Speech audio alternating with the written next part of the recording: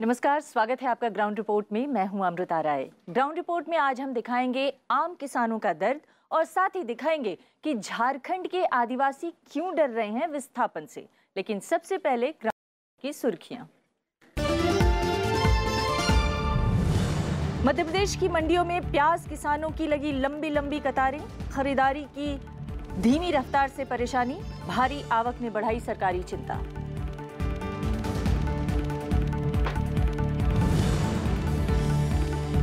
नाखुश हैं शाहजहांपुर के आम उत्पादक, पैकेजिंग प्रोसेसिंग सुविधाओं की कमी, चाहते हैं किसानी का दर्जा।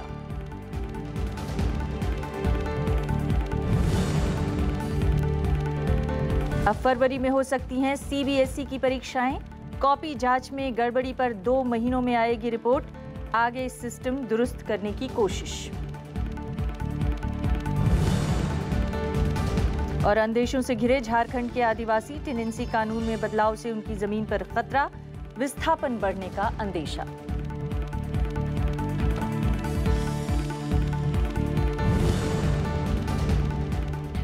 ग्राउंड रिपोर्ट की पहली खबर मध्य प्रदेश से है। मध्य प्रदेश में किसानों की मुश्किलें खत्म होने का नाम नहीं ले रही हैं। ताजा मुसीबत प्याज किसानों के ऊपर है। प्याज के किसान बाजार में लंबी लंबी कतारों में खड़े हैं, मगर उन्हें खरीदार नहीं मिल रहे। ये कोई ट्रैफिक जाम नहीं, बल्कि प्याज बेचने इंदौर मंडी पहुंचे किसानों के ट्रक और ट्रैक्टरों की कतार है। मंडी में खरीद हो रही है, लेकिन रफ्तार बेहद धीमी है। ऐसे में सैकड़ों ट्रक ट्रॉलियों के साथ किसान कई दिन मंडी के बाहर खड़े रहने को मजबूर हैं। ऊपर से बारिश के अंदेशे ने किसानों की मुसीबत और बढ़ा दी है। किसानों का माल 6 रोज हो गए पाल डाले के और ढके हुए, इसको निकाल के चले जाए और इधर उधर चले जाए मान लो किसान। और पानी मौसम भी ऐसा हो रहा है, तो ये बारिश की वजह से प्याज यूं भी खराब हो रही है। प्याज में हवा भी नहीं लग रही है, इस वजह से वो प्याज अंदर के अंदर खराब होने लगे। राज्य के दूसरे जिलों में भी प्याज बेचने मंडी पहुंचे किसानों का ऐसा ही हाल है। उज्जैन मंडी में प्याज बेचने का टोकन लेने के लिए काउंटर पर किसानों की लंबी लाइन नजर आई। ये काम उनको 1 महीने पहले करना था। आज हमको बोने का समय, आज हम खेत में रहेंगे या मंडी में बैठेंगे। आज हम हमारे संसाधन लेके यहाँ पे बैठे हैं और हमको आज 5 दिन हो गए सर यहाँ पे आके। प्याज की खरीद करने वाली मार्केटिंग सोसाइटी का कहना है कि वो पूरी क्षमता से खरीदारी कर रहे हैं, लेकिन भंडारण की सुविधा नहीं होने के कारण देर हो रही है।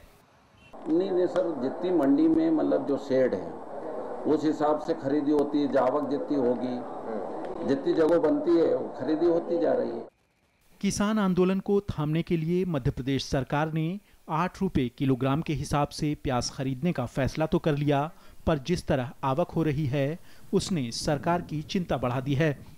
राज्य सरकार ने अब पीडीएस के जरिए एक राशन कार्ड पर 2 रुपए प्रति किलो के हिसाब से 50 किलोग्राम प्याज देने का फैसला लिया है।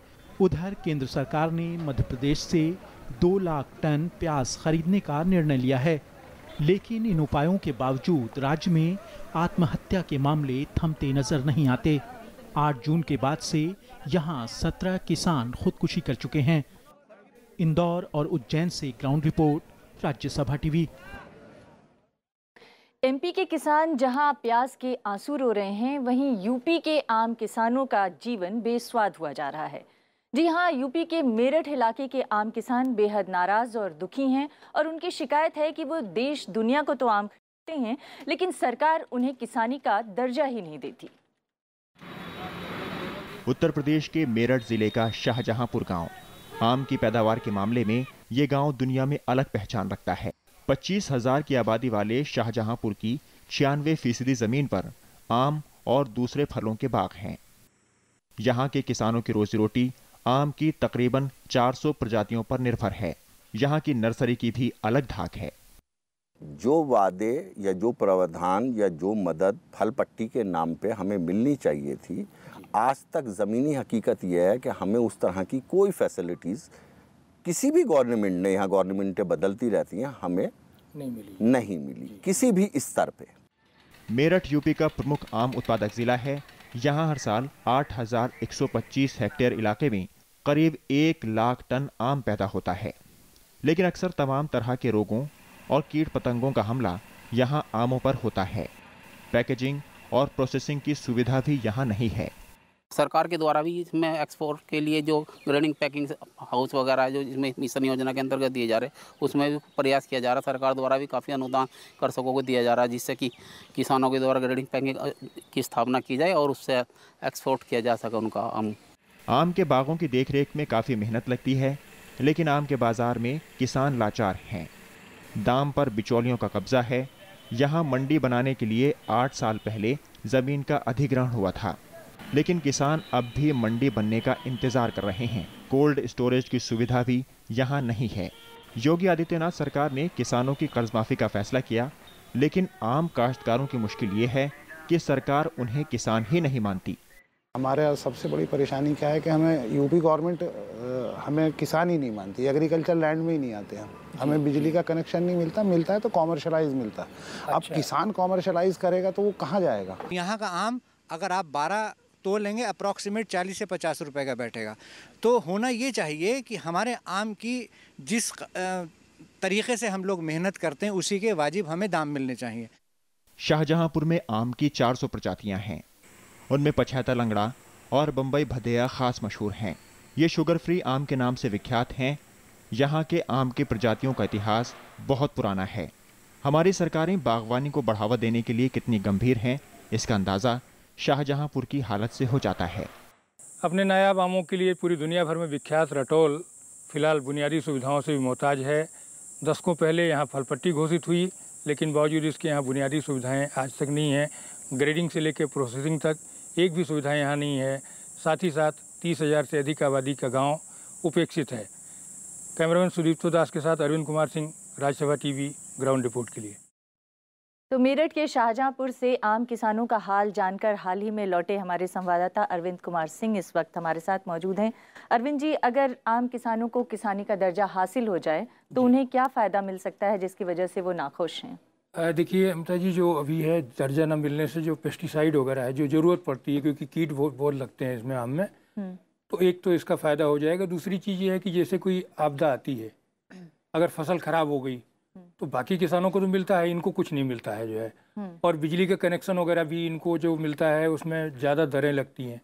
तो पहली चीज़ तो सरकार किसान मान ही नहीं रही है। और दूसरी जो चीज़ है कि ये 23 साल हो गया फलपट्टी घोषित हुए, इस 23 साल में एक भी इंफ्रास्ट्रक्चर नहीं डेवलप हुआ, ना प्रोसेसिंग की कोई सुविधा है वहाँ, ना मंडी है। जो मंडी एक है जिसको खुद इन्होंने बनाया हुआ है, वो इतनी बुरी हाल है, इतना जाम होता है पूरा का पूरा कि ये सबसे बड़े सफररी हैं।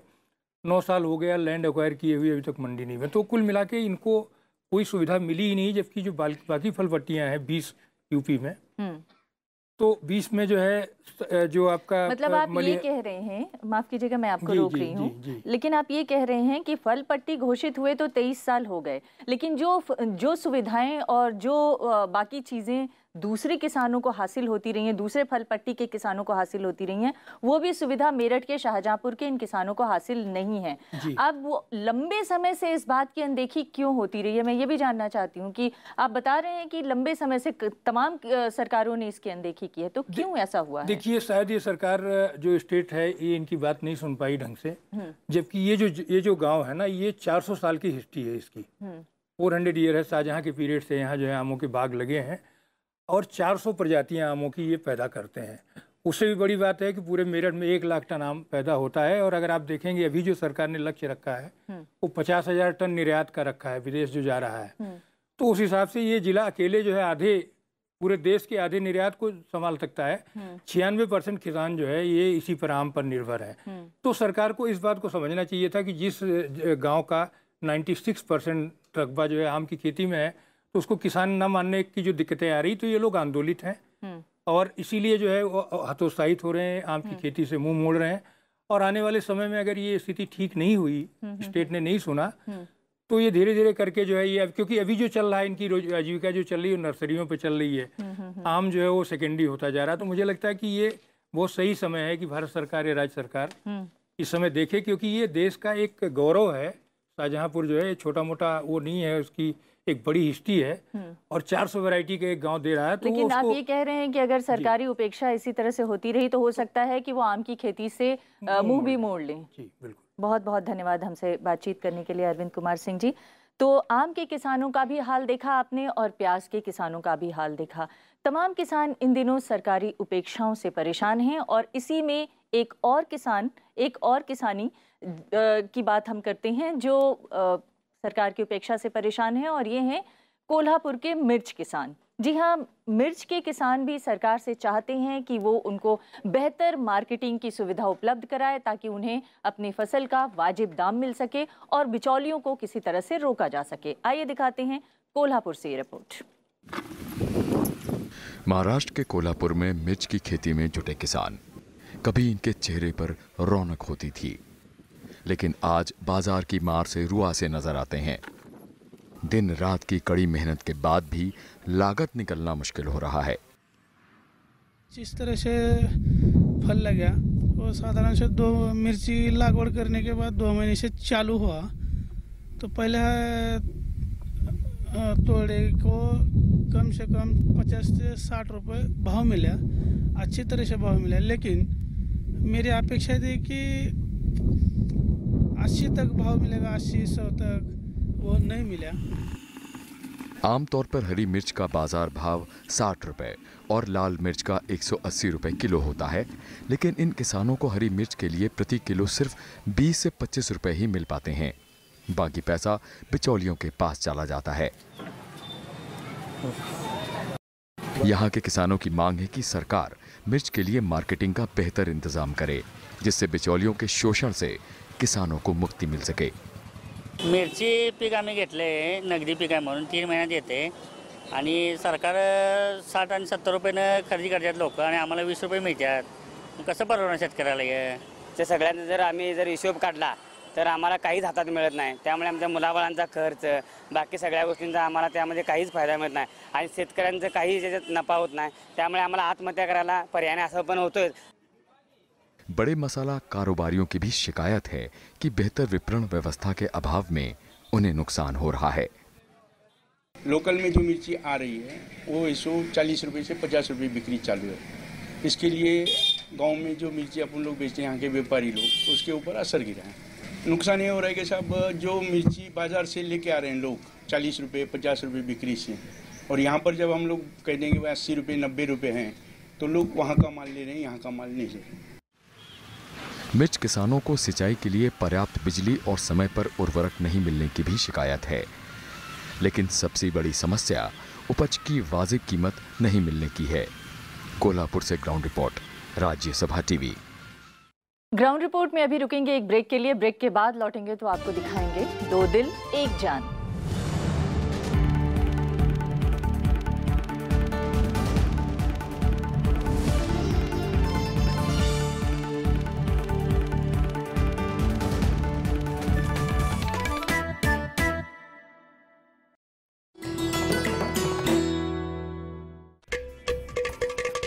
घटम, प्राचीन दक्षिण भारतीय ताल वाद्य। जब बजता है तो सृष्टि के 5 तत्वों धरा, जल, वायु, अग्नि और आकाश के स्वर को इसकी धुन में किया जा सकता है महसूस। घटम पर उंगलियों और हथेली के थाप से उत्पन्न हुई स्वर तरंग पैदा करती है अद्भुत ताल।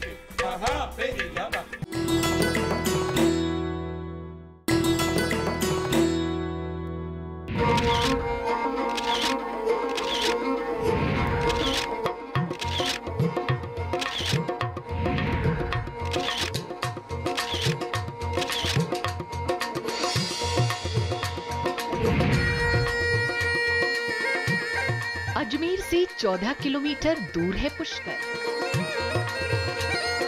एक प्राचीन तीर्थ स्थान। यहाँ है दुनिया का इकलौता ब्रह्मा मंदिर। पुष्कर में है विशाल पुष्कर झील। झील में कार्तिक पूर्णिमा पर करते हैं लाखों लोग पवित्र स्नान। लगता है एक मेला जिसमें है करतब खेल तमाशे। ऊंटों की दौड़, घुड़दौड़ है आकर्षण का केंद्र। रामायण और पद्म पुराण में है पुष्कर की कहानी। हर साल यहाँ आते हैं लाखों श्रद्धालु और देशी विदेशी सैलानी।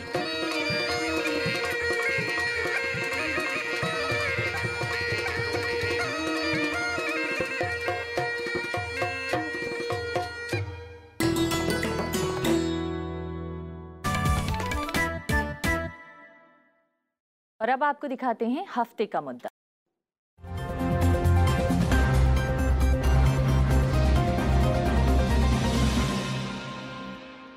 इस हफ्ते हम आपको दिखा रहे हैं झारखंड में सरकार जो टेनेंसी कानून में बदलाव करने जा रही है उसको लेकर आदिवासियों का रुख क्या है।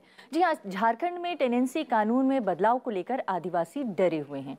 उनको डर लग रहा है कि टेनेंसी कानून में बदलाव से उनके जीवन पर असर पड़ेगा और उनके ऊपर विस्थापन का दबाव बढ़ जाएगा, क्योंकि इससे पहले भी विकास की आस में तकरीबन 40 लाख आदिवासियों का राज्य से विस्थापन हो चुका है।